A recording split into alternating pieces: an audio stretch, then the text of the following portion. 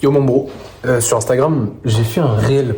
Et j'ai fait un réel qui parlait de 3 raisons qui faisaient que tu n'arrivais pas à revoir cette fille après un premier date, après une première rencontre. Il a fait un peu de vues. Je crois là, je l'ai posté tout à l'heure, il a fait 4000 vues. Et il y a des mecs qui sont venus me parler suite à ça. Donc je me suis dit que j'allais en parler un peu plus en détail et même te rajouter une raison exclusivement sur YouTube parce que tu fais l'effort de rester jusqu'à la fin de la vidéo. Donc je te le donnerai, ok.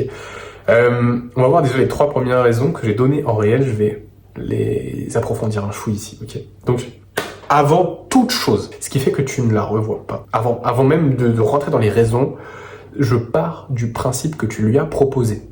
Je pars du principe que tu lui as renvoyé un message, que tu lui as proposé, que tu lui as dit de la bonne manière et qu'elle t'a bien vu, qu'elle a dit non, qu'elle a refusé plusieurs fois, qu'elle a trouvé des excuses. Je parle de ça. Je parle du principe que tu l'as déjà fait. Si tu l'as pas déjà fait, si juste t'as pas proposé, qu'est-ce que t'attends? Va lui proposer. C'est à toi. C'est à toi d'engager. Évidemment, c'est bien si elle propose en retour. Ça veut dire que t'as fait un perfect. Ok? Ça veut dire qu'elle veut encore en apprendre plus sur toi. Ok? Donc ça, c'est bien. Mais si c'est pas le cas, c'est juste que c'était probablement un bon date, que t'as fait une bonne impression, mais qu'elle veut voir si peut-être t'as vraiment envie. Donc déjà, va lui proposer un truc sympa, un truc différent, un truc qui change. Si tu veux des idées de date, tu peux m'envoyer un message sur Instagram, je te donnerai des idées. Bref, voilà. J'ai amorcé le truc maintenant. La première chose, c'est que tu parais trop needy.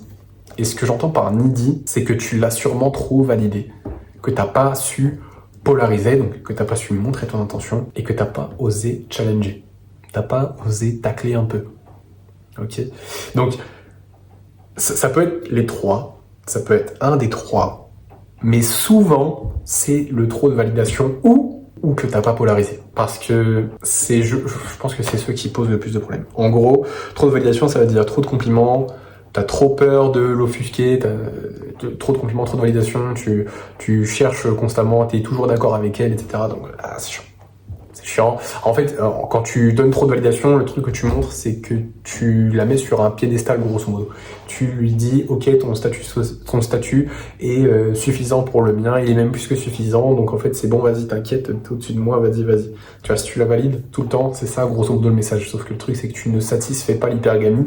Ça veut dire que si tu satisfais pas l'hypergamie, c'est-à-dire, en gros, je résume, hein, l'hypergamie, c'est vouloir un partenaire avec un statut social plus élevé que soi. Les femmes sont hypergames en ce sens, et le truc, c'est que si tu la valides constamment, tu ne réponds pas aux critères de l'hypergamie. Si tu ne polarises pas, c'est-à-dire si tu ne montres pas ton intention, ok, si tu n'es pas clair, hein, ou même au moins implicite avec tes intentions, c'est-à-dire de la revoir, de potentiellement faire quelque chose avec elle, tu vois, si tu n'en parles pas, tu vas juste te faire friendzone en fait. Et tu vas juste pas la revoir. Elle va juste trouver le truc, ça, gênant. Parce que vous voyez en date, tu l'as proposé, tu lui as dit qu'elle était jolie, elle sait pourquoi t'es là, mais dis-le mon frère, dis-le, porte tes vieux coups en fait. Et t'as pas osé challenger. Challenger, si tu veux, c'est un moyen de la faire volontairement se valider auprès de toi. C'est-à-dire, elle va chercher ta validation, elle va chercher ton approbation, elle va chercher à te montrer sa valeur. Et donc, tu peux faire ça en la taclant un petit peu, en taquinant, tu peux faire ça en... Par exemple, je vais donner un exemple que j'ai donné à un élève que je coach en ce moment. C'était avant-hier, je suis allé aborder une meuf et bref, on commence à discuter, je lui demande ce qu'elle fait. Elle me dit, ouais, je suis en fac de psycho. Et moi, je suis en train de lire un livre qui s'appelle Influence et manipulation, donc c'est de la psychologie, de Robert Cialdini. Et du coup, je lui dis, ah, fac de psycho, du coup, tu connais Robert Cialdini. Challenge. Est-ce qu'elle connaît? Est-ce qu'elle connaît pas? Est-ce qu'elle va savoir répondre? Elle a un peu bégayé. Ok. Je pense qu'elle connaissait pas. Et après, elle a essayé de te justifier. Elle m'a montré des exemples. Elle m'a dit, en gros, elle a essayé de me montrer que elle s'y connaissait vraiment en psycho, tu vois, que c'était pas une imposteur. Tu vois, c'est ça dont je te parle, c'est de challenger. Tu vois. Et donc ça, c'est un exemple. Mais si tu n'arrives pas à la challenger, elle va. Regarde, c'est un peu comme des épices. Cet exemple, il vient pas de moi, mais enfin, cette métaphore vient pas de moi, mais en gros, c'est comme des épices. Si ton plat, il y a 0 épices, c'est fade, c'est chiant. Ton plat, il est pas bon. S'il y a trop d'épices, ton plat, il est dégueulasse. Ok, c'est immangeable. Et ben, le challenge, la taquinerie, le tacle, tu vois, c'est pareil. S'il y en a pas, ton plat est fade. S'il y en a trop, c'est immangeable. Ok. Et s'il y a trop de challenge, t'es juste désagréable en fait. Ok. Donc c'est à bonne dose. C'est comme la validation. Donc voilà, ça c'était le premier point. C'est tout ça qui fait que tu parais needy. Et si tu veux rentrer dans le bon mindset, dis-toi que tu as un entretien d'embauche, que c'était un processus de recrutement, sauf que c'est toi le patron, c'est toi le recruteur. Ok. Ça va t'aider, je pense, à rentrer dans ce truc-là. La troisième chose qui fait que tu ne la revois pas, c'est qu'elle ne s'est pas sentie en sécurité. Et là, je ne te parle pas du plan physique. Même si ça joue. Je vais pas faire le mec, ça joue. Mais là, je te parle du plan psychologique et du plan émotionnel. Et je vais te donner des exemples. En fait, je vais te poser des questions.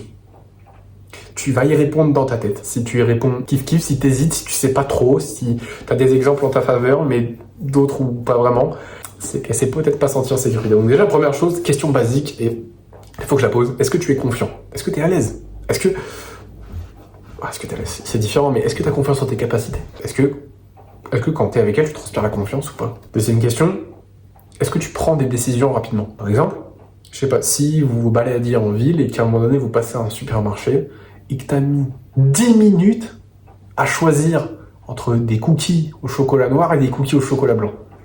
Ok. Est-ce que tu as mis 10 minutes à choisir ou pas? Est-ce que dans certaines situations avec elle, tu es super hésitante, c'est difficile pour toi de prendre des décisions? Par exemple, si tu n'arrives pas à choisir entre est-ce qu'on va manger là ou plutôt là? Ok, c'est peut-être pas senti en sécurité à cause de ça. Toujours dans la même veine, hein, mais là on va un peu plus loin. Est-ce que c'est toi qui lead le date? Est-ce que c'est toi qui lead la conversation? Et lead, c'est... on parle de leadership, on parle de leader, donc est-ce que c'est toi qui dirige, entre guillemets, le date et la conversation? Est-ce que c'est toi qui poses des questions? Est-ce que c'est toi qui rebondis sur ce qu'elle dit? Est-ce que c'est toi qui fais les suggestions de là où on va? Par exemple, au lieu de lui demander t'as envie d'aller où? C'est chiant. Plutôt tu pourrais lui dire ça te dit on va là-bas? Tu vois? C'est une petite différence, mais c'est une grosse différence. Parce que tu proposes, tu prends le lead, tu fais la proposition. Tu es maître du date. Et après, oui ou non, tu vois. Bon, elle va sûrement dire oui. Ok. Mais c'est toi qui proposes. Est-ce que tu es capable de rester calme et de réagir vite s'il y a un imprévu? Si, je sais pas, si vous étiez en voiture, que la voiture tombe en panne. Si vous étiez, je sais pas, en vélo et que la roue a un problème. Si, au final, l'endroit où vous allez, il est fermé. Est-ce que tu réagis vite? Est-ce que tu restes calme dans ces situations ou pas? Voilà. C'est des questions. Réponds-toi. Hein, voilà. Si à chaque fois les réponses sont négatives ou mitigées, tu sais. Elle s'est pas sentie en sécurité. Évidemment, il y a le plan physique. Est-ce que si t'es grand, ça va t'aider à la faire sentir en sécurité? Mais c'est pas que ça. Hein. C'est beaucoup psychologique et émotionnel. Est-ce que t'es musclé? Bon, ça peut t'aider aussi, par exemple, à la faire sentir en sécurité. Et troisième raison, qui fait que tu vas pas la revoir, c'est t'as pas été marrant, t'as pas été drôle, c'était chiant, on s'est ennuyé pendant le date en fait. Oui, la conversation s'est bien passée, vous avez discuté de beaucoup de choses, mais il y avait pas de paillettes dans la conversation, il y avait pas d'éclat, il y avait pas de feeling.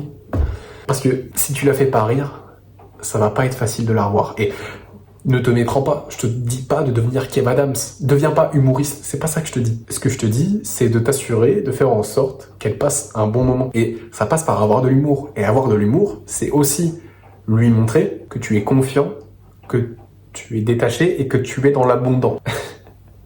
Et ça, mon coquin, ça c'est sexy. C'est sexy. Ok? Si t'arrives pas à montrer ton humour, parce que je te garantis que tu as de l'humour. C'est juste que tu sais pas le montrer encore. Pourquoi? Parce que t'es trop stressé. Il y a trop d'enjeux. T'as trop peur de la perdre. T'as trop d'attentes. Pour ça, je vais te le redire, mais fréquente plus de femmes, plus souvent. Mets-toi dans la position du recruteur. Ok? N'aie pas peur de la perdre. Parce que tu vas peut-être la perdre, donc on s'en fout en fait. Et il y en aura d'autres dans tous les cas. Ok?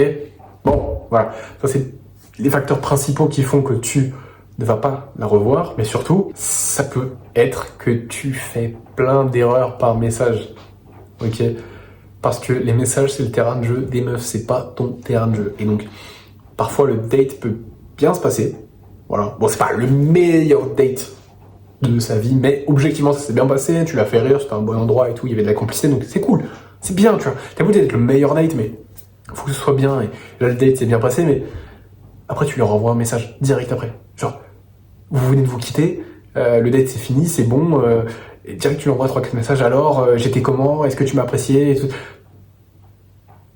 Mec, laisse-la respirer en fait, laisse-la digérer l'événement en fait. Si tu lui sautes littéralement dessus par message dès qu'elle est partie, genre, est-ce que ça c'était bien, genre, frère, laisse-la digérer.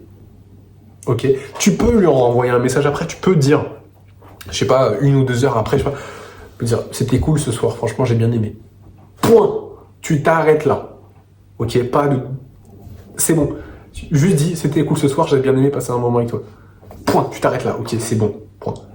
Tu montres pas d'insécurité par message, parce que si tu commences à lui poser des questions par message, est-ce que c'était bien, est-ce que tu m'as bien apprécié, est-ce que j'étais pas, ça va, j'étais à l'aise, j'étais beau gosse, j'étais machin. Elle est pas là pour te rassurer. C'est pas ta daronne. Ok. Et en plus, le faire par message, c'est encore plus chiant. Donc, arrête ça. Ok. À la limite, dis-lui que c'était cool, que t'as bien apprécié. C'est bon. On se verra une prochaine fois après. Ok. Voilà. Bref, passe une bonne soirée, journée, ce que tu veux, bon appétit si t'es en train de manger et je te dis à la prochaine, mec.